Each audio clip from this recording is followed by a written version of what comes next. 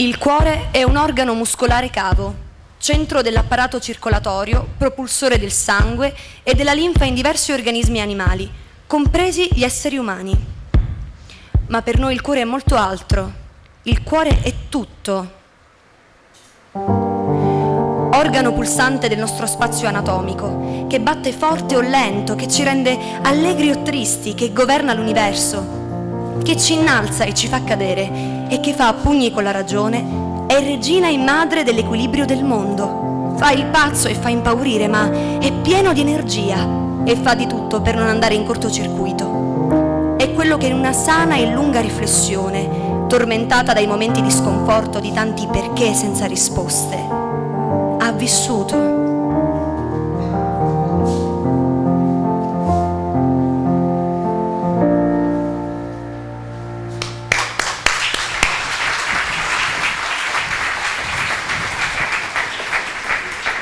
Buonasera a tutti, Ferdinando Autiero alle tastiere, Sara Gedeone la voce e il testo è di Teresa Intrieri.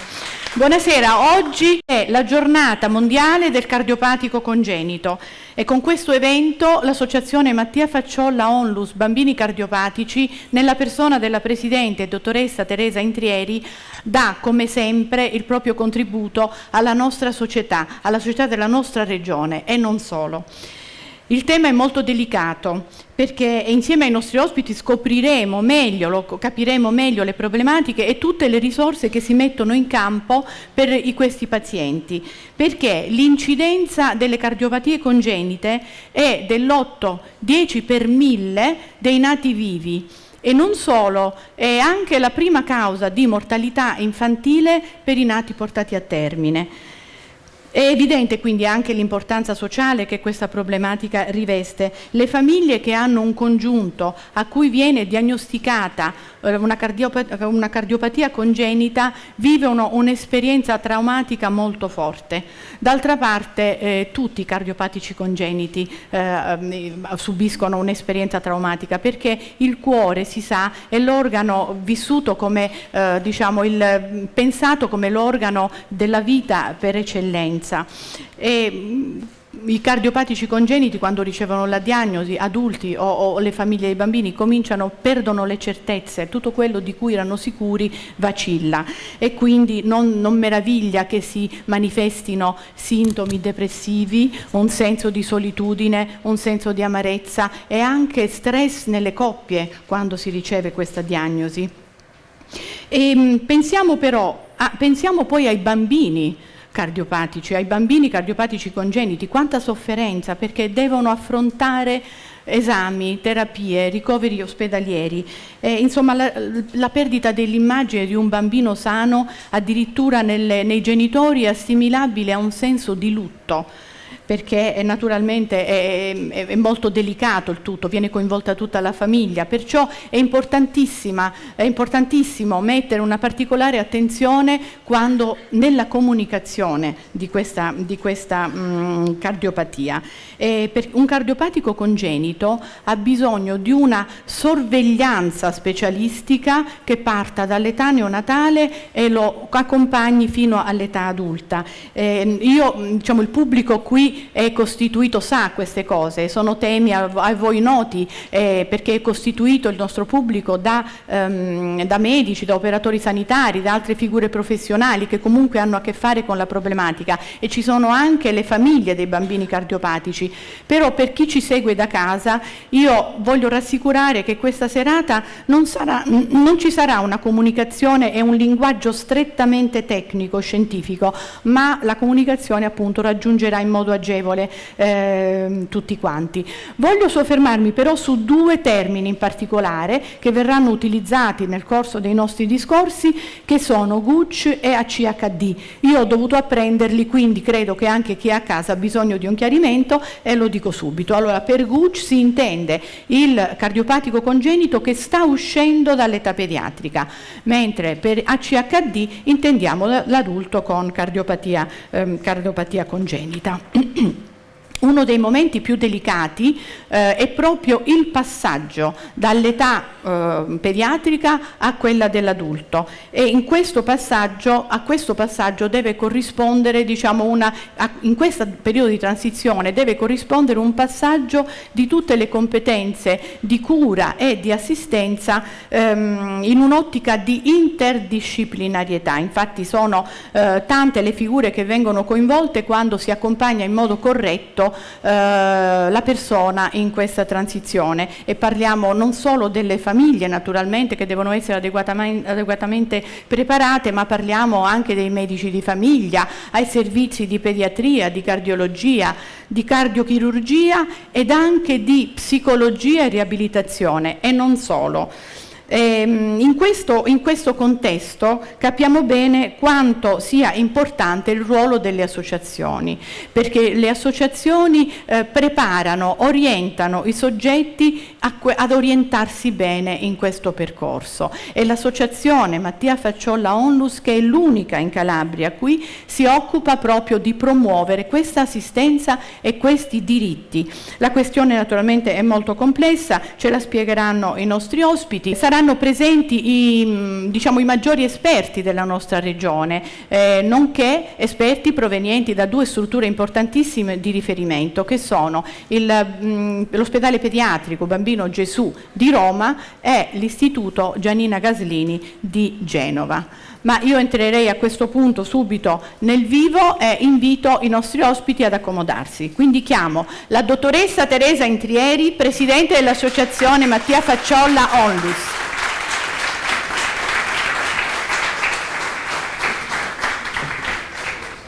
Il dottor Carmine Carpino, dirigente medico con incarico di alta specializzazione in attività clinico-strumentali, ambulatoriali, multisettoriali dell'unità operativa complessa di cardiologia UTIC dell'azienda ospedaliera dell'Annunziata di Cosenza. Sua Eccellenza Monsignor Francesco Nolè, arcivescovo di Cosenza e Bisignano. Il professor Fiore Salvatore Iorio, direttore del Dipartimento Medico Chirurgico di Cardiologia Pediatrica dell'Ospedale Pediatrico del Bambino Gesù di Roma.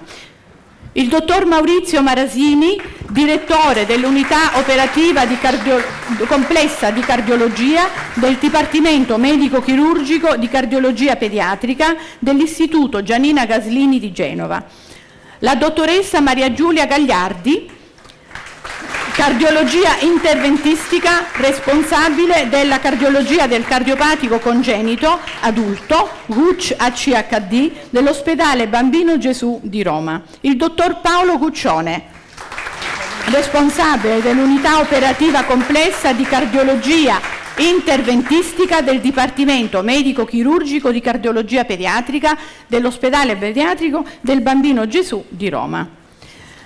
Inoltre io ho visto presenti in sala alcune autorità istituzionali, quindi chiamerei l'onorevole del nostro Consiglio regionale Graziano Di Natale.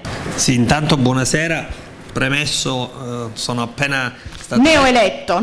Quindi non sono onorevole, sono un consigliere regionale. Quasi. Bisognerebbe essere onorevoli nella vita, speriamo di esserlo. Comunque, al di là di questo, io sono molto contento di essere qui e di portare il mio personale saluto a questo interessantissimo convegno e soprattutto seminario anche scientifico che è organizzato da questa splendida associazione che conosco per fama, per quello che ha fatto per questo territorio.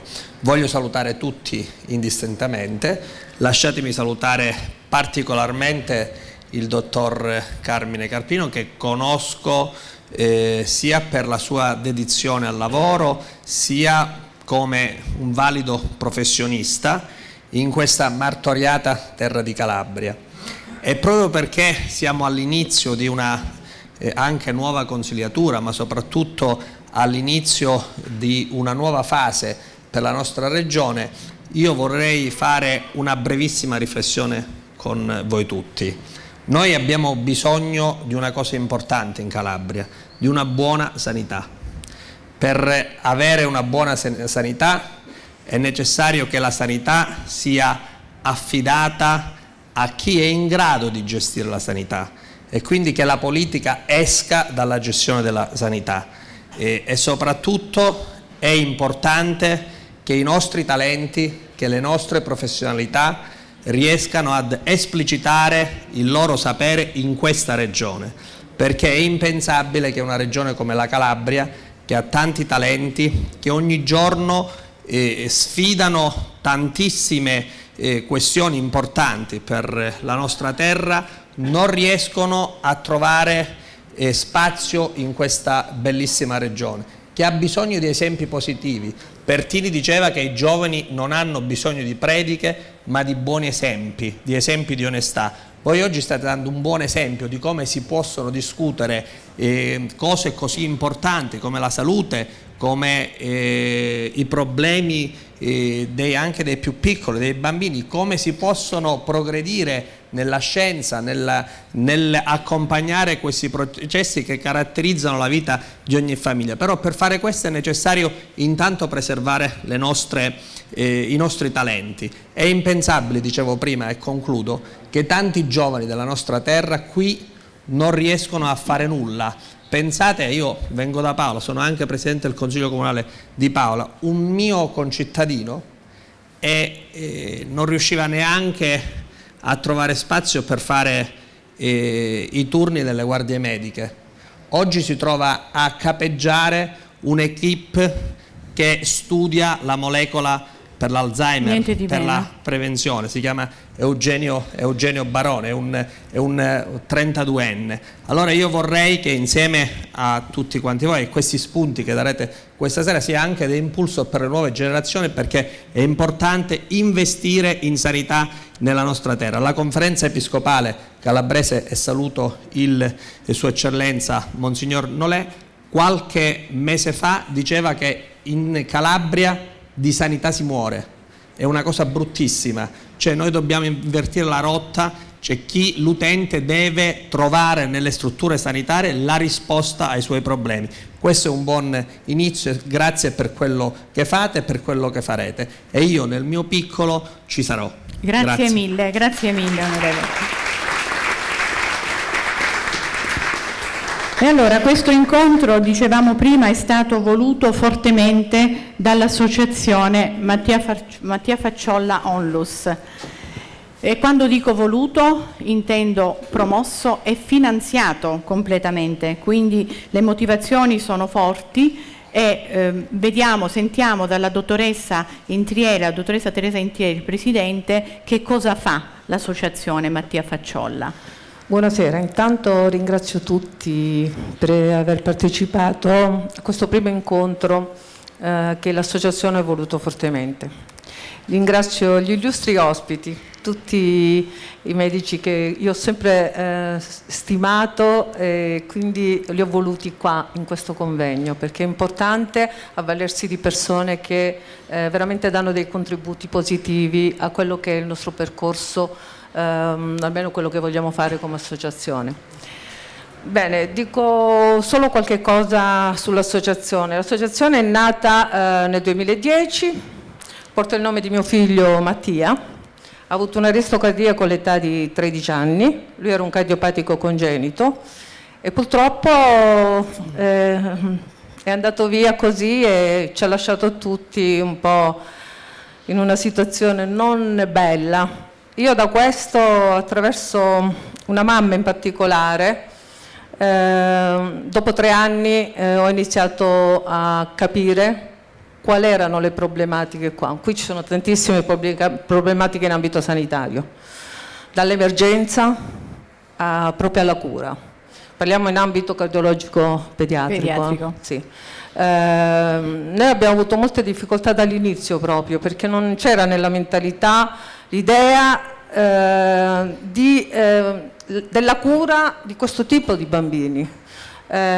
Quindi c'era la dottoressa, c'è tuttora la dottoressa Lucente che si occupa del Dipartimento Materno Infantile, dove lei si prende cura di questi bambini, fa degli screening, prende degli appuntamenti proprio di controlli e aiuta moltissimo questi bambini.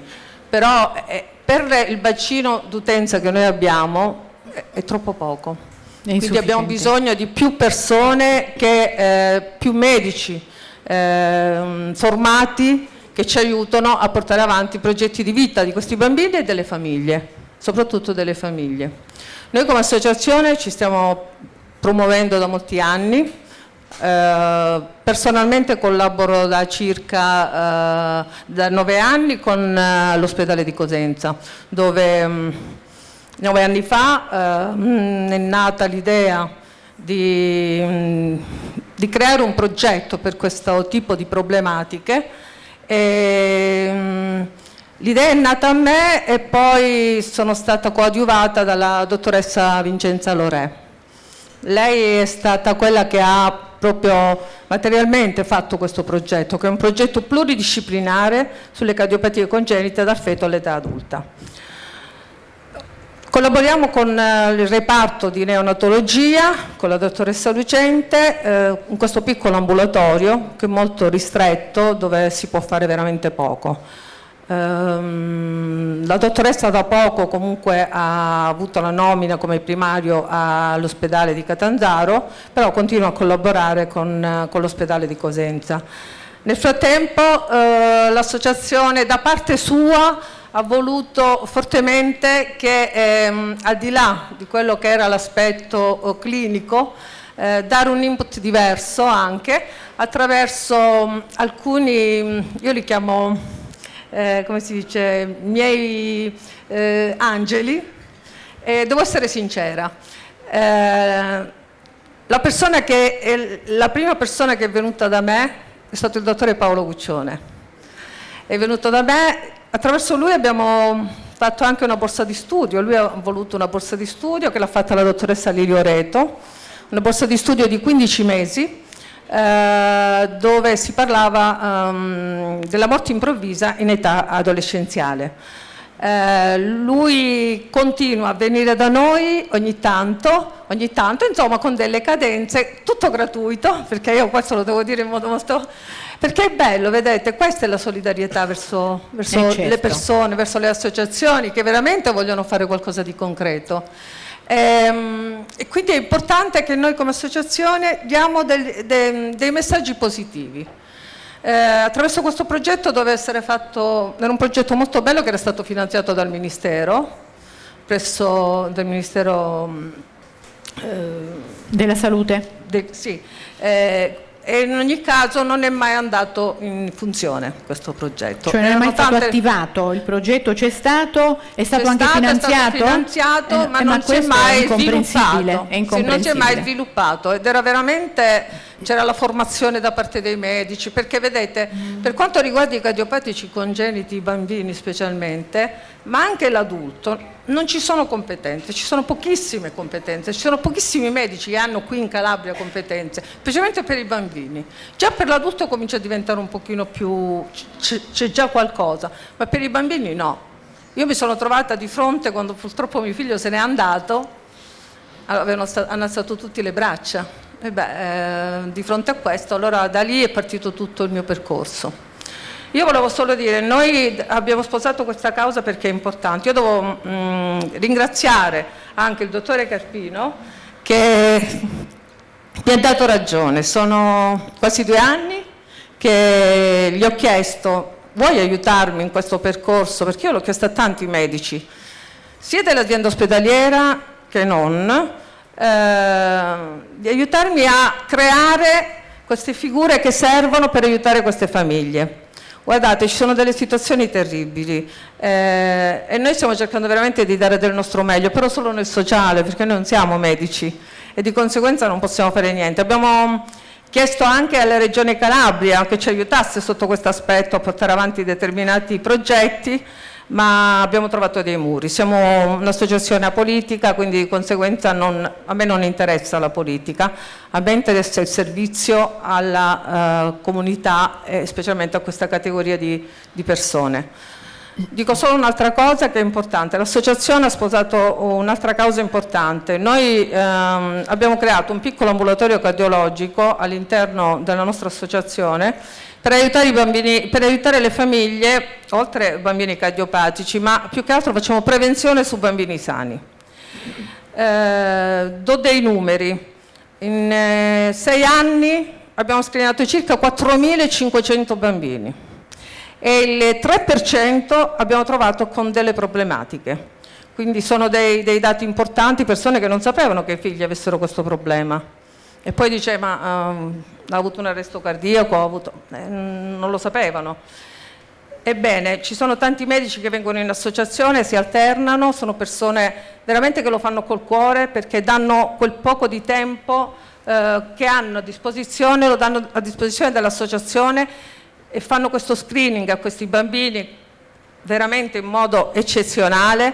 Gli fanno un ecocardio, un elettrocardiogramma, la saturazione, la visita, tutto. Quando il bambino esce da là possiamo dire almeno che non ha almeno sotto l'aspetto congenito non c'è niente. Non c'è niente. E per trovarvi questo c'è il sito matteaffacciollaonlus.it. Sì, giusto? C'è il sito dove c'è anche sul sito, c'è anche ci sono le figure professionali per chi ha bisogno di avere informazioni, famiglie o professionisti, ci sono tutte le figure professionali dell'associazione che si mettono a disposizione tra il previo appuntamento e possono parlare con loro. E quindi anche altri professionisti che vogliono aiutare l'associazione possono contattarvi e mettersi a disposizione. Questo è un messaggio importante che dobbiamo dare. Questo è un messaggio importante perché purtroppo si ha bisogno proprio per questo. Iniziamo da questo e poi man mano andando vedendo. Ringrazio tutti veramente. Grazie. Speriamo che tutto questo serva a qualcosa. Quanto lavoro dietro questa signora e questo ente. Questa signora fa tutto per gli altri perché purtroppo il Mattia se n'è già andato, quindi cosa fa? Fa tutto affinché altre famiglie non vivano questo grande dolore che cambia per sempre l'esistenza della vita dei genitori e di tutti i membri della famiglia. Dunque, io devo interpellare adesso il nostro direttore scientifico perché è lui, il dottor Carmine Carpino, che ha messo su tutto questo programma di oggi e domani, ha contattato i relatori, ha condiviso con loro un obiettivo. Quindi, se ce lo illustra, siamo più edotti. Grazie, buonasera a tutti. Prima è doveroso fare un ringraziamento a Sua Eccellenza che ha accettato il mio invito, tutti i colleghi del Bambino Gesù, il direttore Iorio e tutti gli altri colleghi di Genova, che sono posti che ho visitato come studente. Mi hanno accolto a braccia aperte e mi hanno dato veramente tanto. Sono persone con le quali ci si può confrontare e sanno dare quello che hanno e quello che probabilmente ci serve in questa nostra regione. Ringraziare l'onorevole Di Natale e l'assessore Corigliano e ovviamente a tutti voi, la maggior parte di amici che avete voluto essere presenti in questa serata. Gli obiettivi, l'obiettivo secondo me si può racchiudere in un unico e semplice verbo: sensibilizzare. Quello che sta uscendo dalle parole della presentatrice, quello che è uscito dalle parole della Presidente, sensibilizzare perché viviamo una realtà dal punto di vista della cardiologia pediatrica non un po', molto indietro. Abbiamo pochi elementi che nella nostra regione o comunque soprattutto nella nostra provincia sono in grado di affrontare una situazione nei bambini che presentano problematiche di cardiopatie congenite. Per cui siamo un po' indietro e abbiamo la necessità di formulare almeno un primo traguardo, che è quello di avere un primo livello. Non chiediamo altro, non possiamo chiedere altro, un primo livello di competenza per quanto riguarda la cardiologia pediatrica.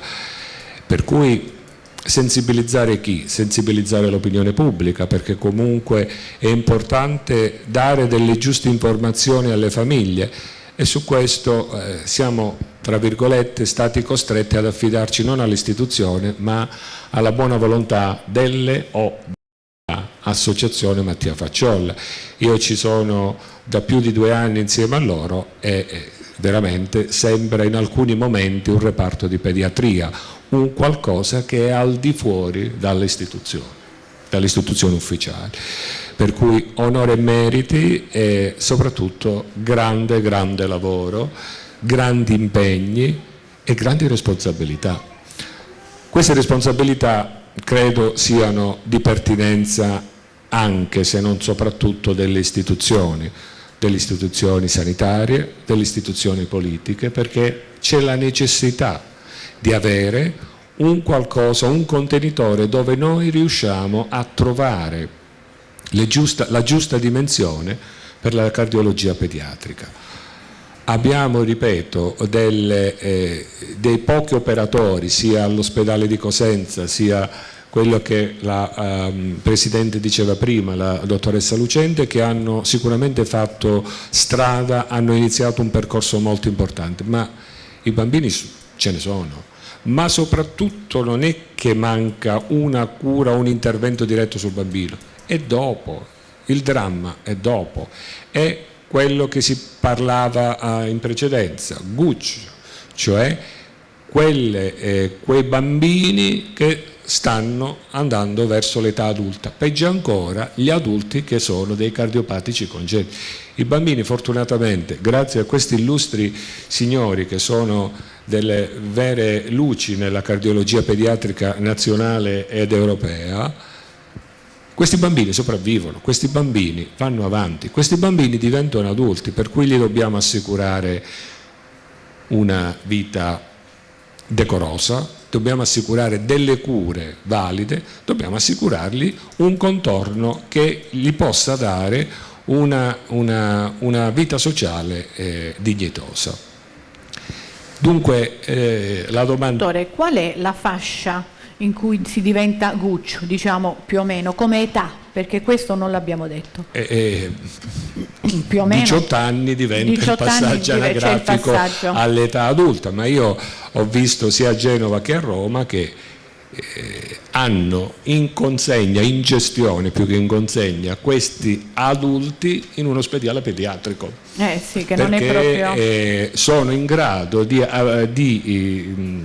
poter far fronte alle esigenze di quel bambino che è diventato una persona grande, una persona adulta. Per cui sensibilizzare, sensibilizziamoci, sensibilizziamo la politica, facciamola uscire allo scoperto, ci dia una mano, e soprattutto perché la politica poi è anche le istituzioni sanitarie, anche dai primari ai direttori sanitari, per cui diamo voce, una voce più attenta a queste esigenze. In 2 parole, il vero evento scientifico che si terrà domani è stato organizzato in questo modo: dalla fase prenatale ai GUCC, sì, o agli adulti, cioè far vedere qual è il percorso, con le varie relazioni dei colleghi, far vedere qual è il percorso di questa realtà. Grazie. Bene, grazie mille.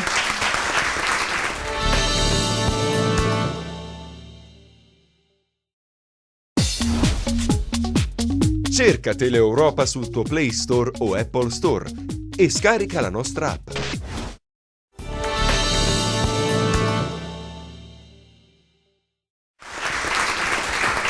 Non so se avete notato il titolo, no? Un cuore che batte, una vita da proteggere. Pur essendo il titolo, diciamo, pur essendo il convegno altamente scientifico, il titolo non è propriamente tecnico, proprio di un convegno medico, però scava a trovare il valore proprio della nostra vita, il valore per cui si battono tutti i medici e tutti gli operatori sanitari e tutte altre figure che coadiuvano. Cioè, voglio dire, voi siete medici, quanto dobbiamo a voi, noi, perché spendete la vostra vita a proteggere e a salvare la nostra. E chi più del nostro arcivescovo, Monsignor Nolè, può illustrarci il valore della vita e della persona? Grazie.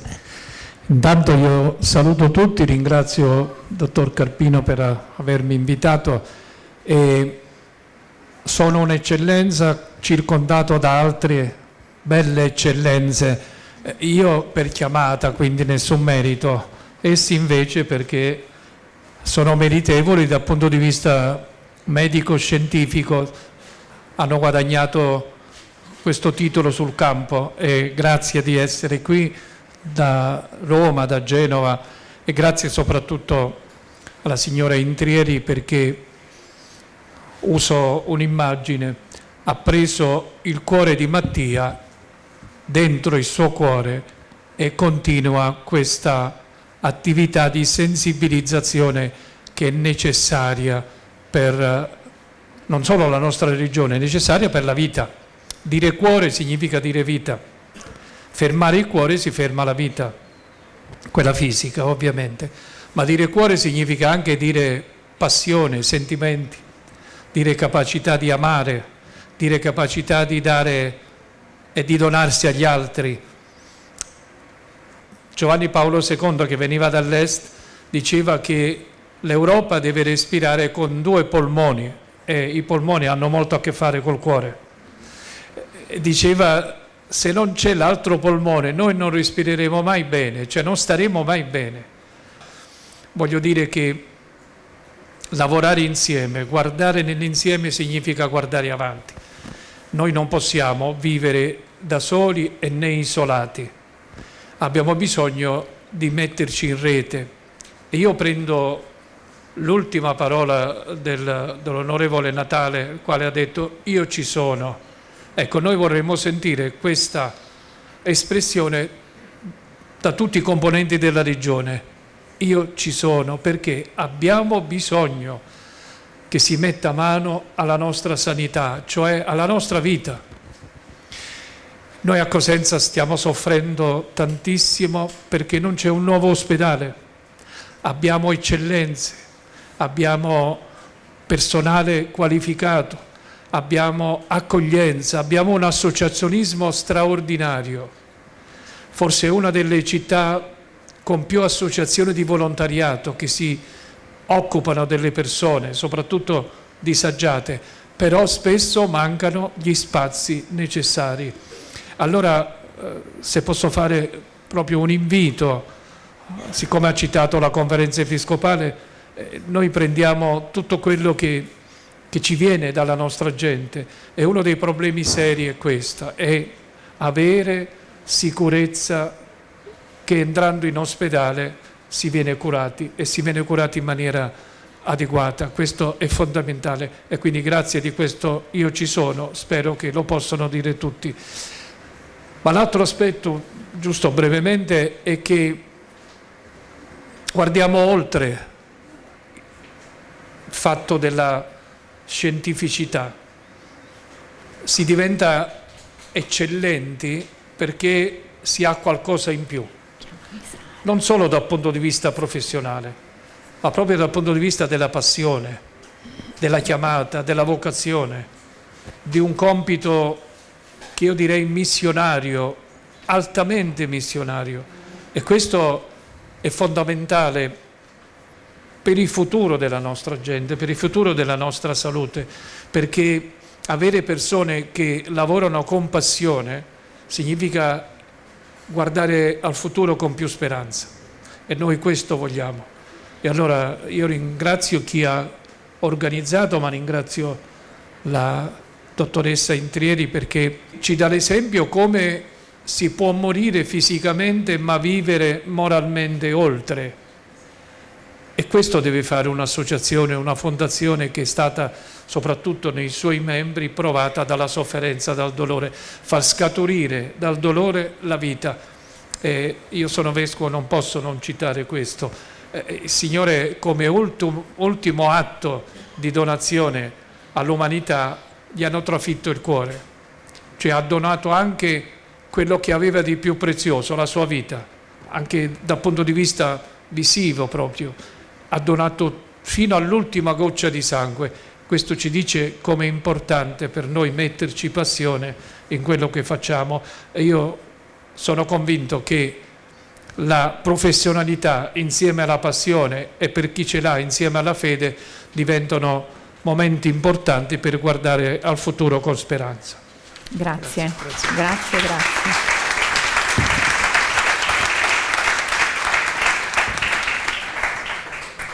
Dicono che l'arpa è lo strumento degli angeli, e noi l'abbiamo portata, noi l'abbiamo fatta venire, quindi adesso ci facciamo emozionare un po' dalle note dell'arpa di Francesca Puterio, che ci suona primi graffiti sull'anfora.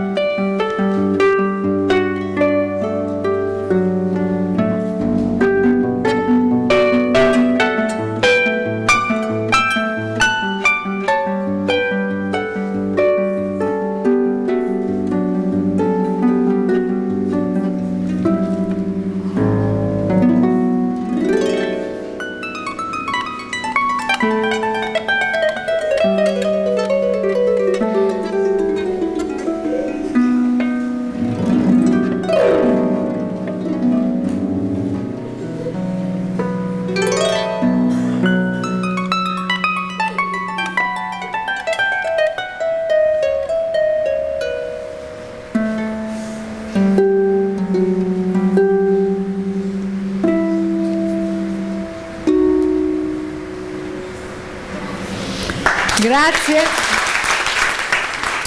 Francesca Puterio studia al triennio di primo livello di arpa presso il Conservatorio Stanislao Giacomo Antonio di Cosenza e contemporaneamente è al terzo anno di giurisprudenza dell'Università di Catanzaro. Il pezzo Primo graffito sull'anfora, di difficoltà molto avanzata, è di Vincenzo Palermo, cosentino vivente. Grazie Francesca. Dottoressa Gagliardi, com'è la vita di un cardiopatico congenito adulto? Buonasera a tutti. La vita di un giovane che dall'adolescenza passa alla vita, diciamo, adulta dopo i 18 anni è quella piena di timori, piena di paure, ma la loro richiesta continua e presente è la richiesta di un progetto di vita. Il progetto di vita è un progetto non soltanto lavorativo o di studio o di relazione, ma un progetto di vita delle volte anche familiare. Un esempio tra tutti sono le giovani ragazze, donne, che affrontano la vita sentimentale e il loro primo pensiero è costante, è quello di chiedere: ma potrò avere un figlio? Certo. Potrò avere un desiderio di paternità? Potrà essere appagato? Questa è una domanda molto ricorrente e la loro percezione è nel sentire da parte nostra delle sicurezze nelle risposte, perché purtroppo delle volte bisogna dare dei no.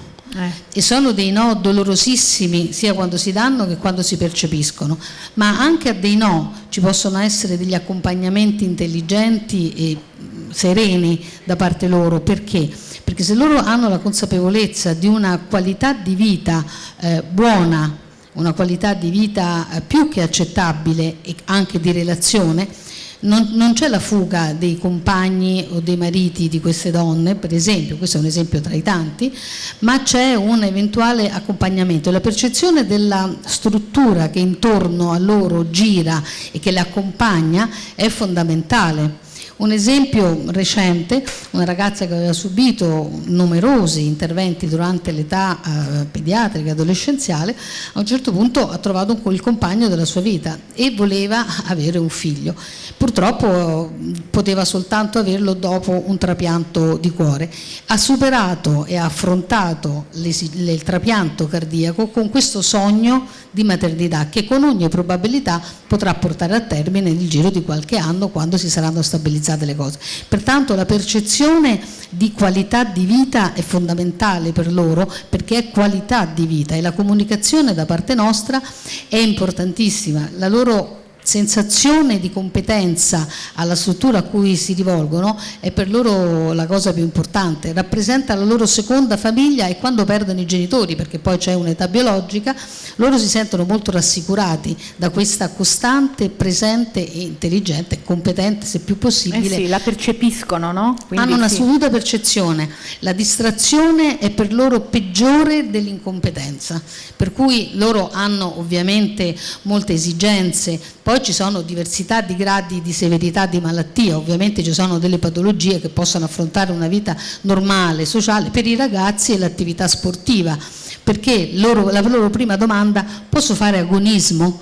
Per alcuni ovviamente questa cosa è impossibile, per altri fare un'attività fisica è addirittura suggerito. Per cui insomma è evidente che loro si accorgono di tutto ciò che circonda il loro mondo, che è un universo, giustamente è un universo, e anche noi fino a 10 anni fa eravamo abbastanza impreparati, abbiamo dovuto imparare insieme a loro la comunicazione e la competenza che gira intorno alla loro problematica. Certo, sì. E infatti io penso che con una appropriata assistenza e quindi una ritrovata fiducia, no? Possono, come dire, possono attivare tutte le risorse che si mettono in campo, diciamo, ognuno può attivare proprio le proprie risorse per attivare quello che si chiama in gergo empowerment, no? Per poter affrontare e avere fiducia nell'ente ospedaliero.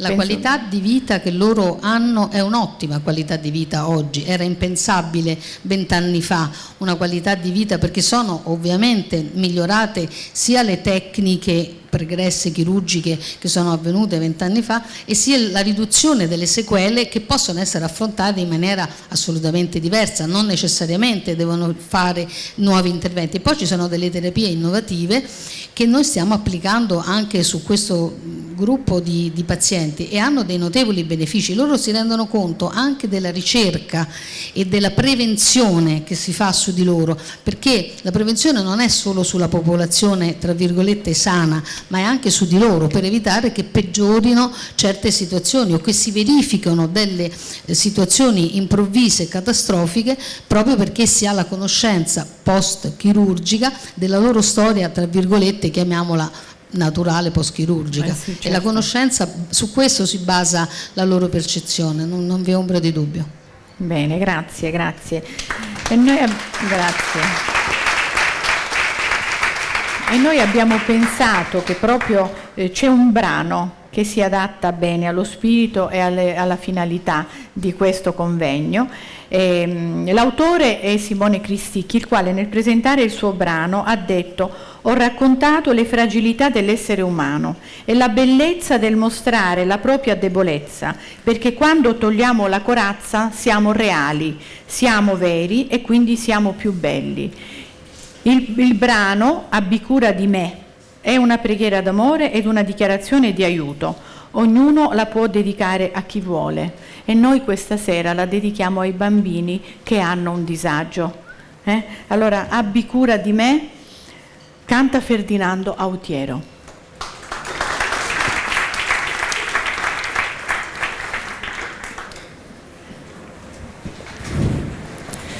Adesso chiudi dolcemente gli occhi e stammi ad ascoltare. Sono solo 4 accordi ed un pugno di parole. Più che perle di saggezza, sono sassi di miniera che ho scavato a fondo a mani nude in una vita intera. Non cercare un senso a tutto, perché tutto ha senso. Anche in un chicco di grano si nasconde l'universo, perché la natura è un libro di parole misteriose, dove niente è più grande delle piccole cose. È il fiore tra l'asfalto, lo spettacolo del firmamento, e l'orchestra delle foglie che vibrano al vento, e la legna che brucia, che scalda e torna cenere. La vita è l'unico miracolo a cui non puoi non credere, perché tutto è un miracolo, tutto quello che vedi, e non esiste un altro giorno che sia uguale a ieri. Tu allora vivilo adesso come se fosse l'ultimo e dai valore ad ogni singolo attimo. Ti immagini se cominciassimo a volare tra le montagne e il mare? Dimmi dove vorresti andare, abbracciami se avrò paura di cadere. Che siamo in equilibrio sulla parola insieme. Abbi cura di me.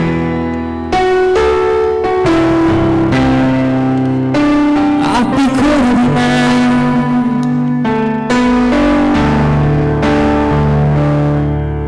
Il tempo ti cambia fuori, l'amore ti cambia dentro. Basta mettersi al fianco invece di stare al centro. L'amore è l'unica strada, è l'unico motore, è la scintilla divina che custodisce il cuore. Tu non cercare la felicità, semmai proteggila. È solo luce che brilla sull'altra faccia di una lacrima, e una manciata di semi che lascia alle spalle come crisalidi che diventeranno farfalle. Ognuno combatte la propria battaglia.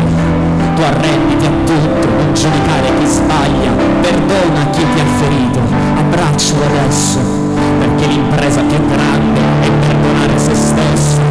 Attraversa il tuo dolore, arrivaci fino in fondo, anche se sarà pesante come sollevare il mondo. E ti accorgerai che il tunnel è soltanto un ponte, e ti basta solo un passo per andare oltre. Ti immagini se cominciassimo a volare tra le montagne e il mare? Dimmi dove vorresti andare, abbracciami se avrai paura di cadere. nonostante tutto, noi siamo ancora insieme.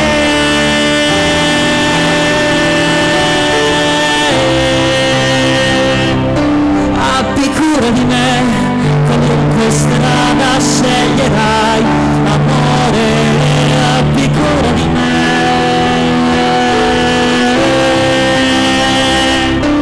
Abbi cura di me, che tutto è così fragile.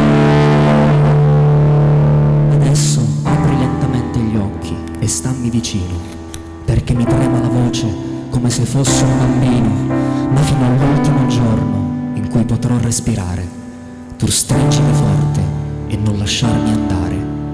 Abbi cura di me. Grazie Ferdinando Autiero, musicista, polistrumentista e maestro presso la Scuola d'Arte e Musiche con sedi a Cosenza e Casole Bruzio, attiva da 20 anni. Collabora con diversi enti culturali e fa concerti anche a titolo benefico. Ha partecipato a vari concorsi canori, aggiudicandosi il primo premio assoluto al concorso nazionale Gustav Mahler. È lui che ha selezionato il brano per noi questa sera. Grazie Ferdinando.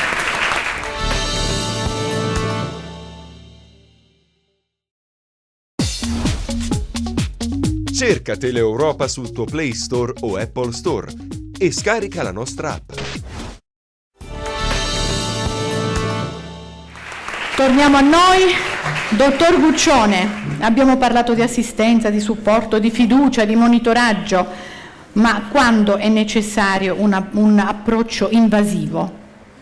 Buonasera, innanzitutto grazie per l'invito e ancora complimenti alla Teresa, la Presidente dell'Associazione Mattia Facciolla, per la straordinaria tenacia che impiega in questo progetto.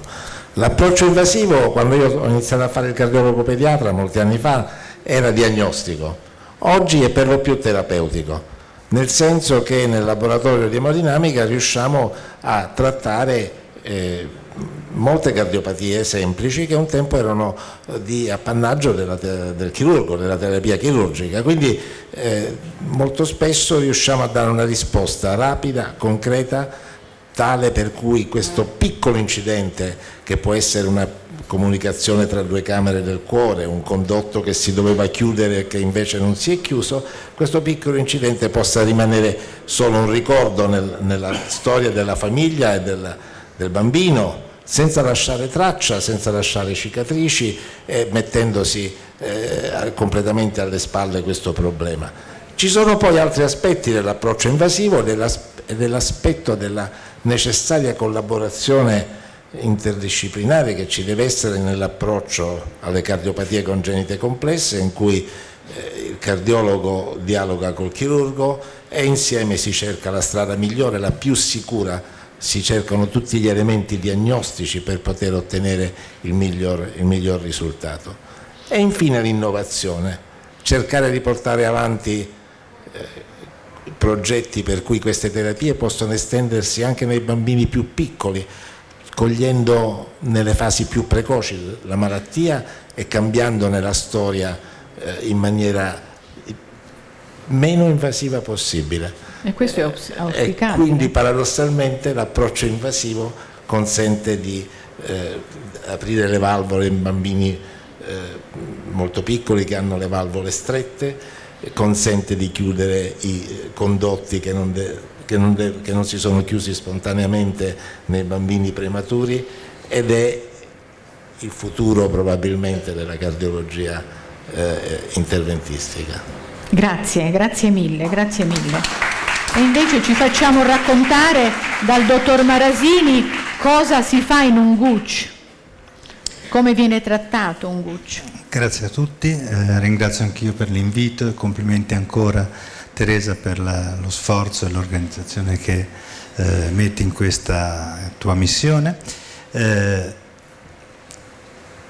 Il GUC è sono sicuramente pazienti complessi da seguire, pazienti molto difficili, ma la complessità non deriva soltanto dalla difficoltà, dalla complessità della cardiopatia, non è necessariamente quello, è il paziente in se stesso che è complicato, e questa complessità nasce proprio nel periodo di transizione dall'età pediatrica all'età adulta. Questo è un periodo estremamente delicato per questi pazienti, perché vengono a perdere delle figure di riferimento. La figura di riferimento vale per tutto il campo pediatrico, ovviamente. La figura di riferimento è il pediatra, la figura di riferimento è il genitore o il tutore, e devono passare ad un altro tipo di assistenza, e soprattutto devono farsi carico del loro problema, devono diventare primi gestori del loro problema. Se questo è un problema in genere nella pediatria, quando il paziente è portatore di disabilità o di patologia cronica congenita, il problema diventa veramente grosso, tant'è vero che le società canadesi e americane suggeriscono di estendere questa età di transizione ben oltre i 18 anni per questo gruppo di pazienti, al di là dei 21, proprio perché molto spesso il paziente GUC nasconde la sua patologia, rifiuta la sua patologia.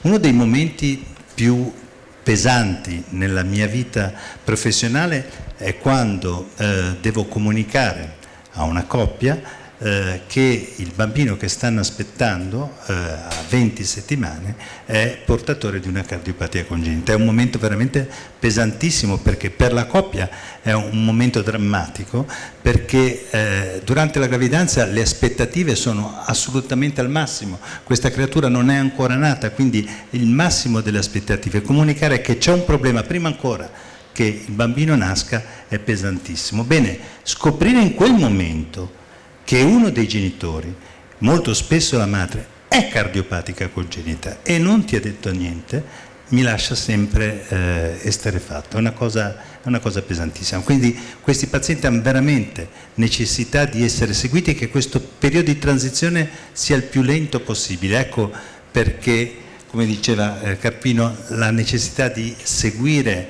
all'interno delle strutture pediatriche per più tempo questi pazienti. Certo, grazie.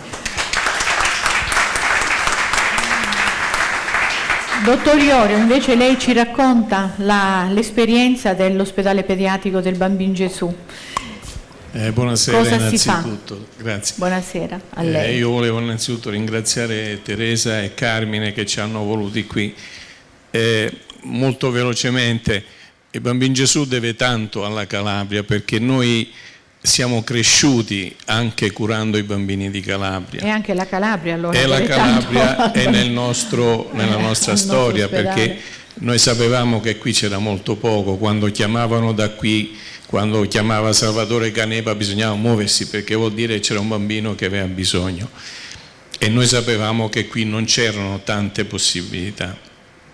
Adesso le cose sono andate avanti, questa regione ha fatto tanti passi avanti, grazie a Dio, però il messaggio che io voglio portare è: noi ci siamo.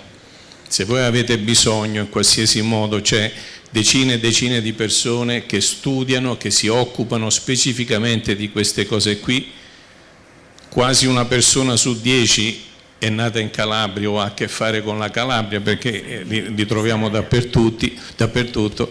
Noi ci siamo, quando avete bisogno non dovete fare altro che chiamare.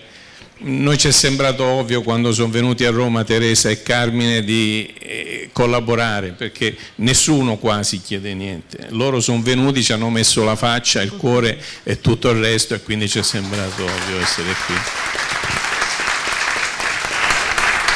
Grazie mille. Siamo arrivati al termine, abbiamo finito il nostro tempo. Io invito nuovamente Sara Gedeone e Francesca Puterio, e prima che loro vi rivolgano un augurio speciale presento Sara, perché non l'ho presentata. Oggi è laureanda in giurisprudenza presso l'Unical, ha rivestito i panni di Medea, Clitemnestra, Fedra e Giocasta in varie rappresentazioni teatrali, muovendo i primi passi nel laboratorio di recitazione del liceo Bernardino Telesio. Frequenta il corso di formazione dell'attore con il maestro Lindo Nudo. Prego, Sara Gedeone in Ti auguro tempo di Eli Miller e Francesca Puterio all'arpa con il brano Una mattina di Ludovico Einaudi.